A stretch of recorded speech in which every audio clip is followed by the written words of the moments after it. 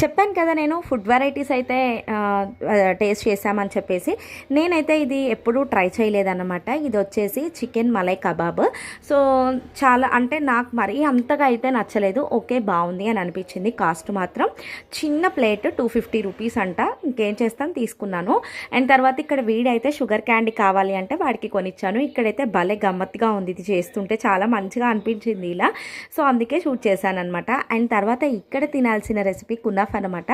అదైతే చాలా చాలా బాగుంది. నాకు ఎప్పుడు తినలేదు, ఎప్పుడు టేస్ట్ చేయలేదు. రెస్టారెంట్స్లో కూడా ఉంటుందంట, బట్ నాకైతే తెలియదు. ఇందులో 3 ఫ్లేవర్స్ ఉంటాయి, చీజ్, క్రీమ్ అండ్ చాక్లెట్. మేమైతే క్రీమ్ తీసుకున్నాము. చాలా చాలా టేస్టీగా ఉంది. నుమాయిష్ వెళ్ళిన వాళ్ళు ఖచ్చితంగా మాత్రం ఈ స్వీట్ అయితే టేస్ట్ చేయండి. చాలా చాలా యమ్మీగా ఉంది.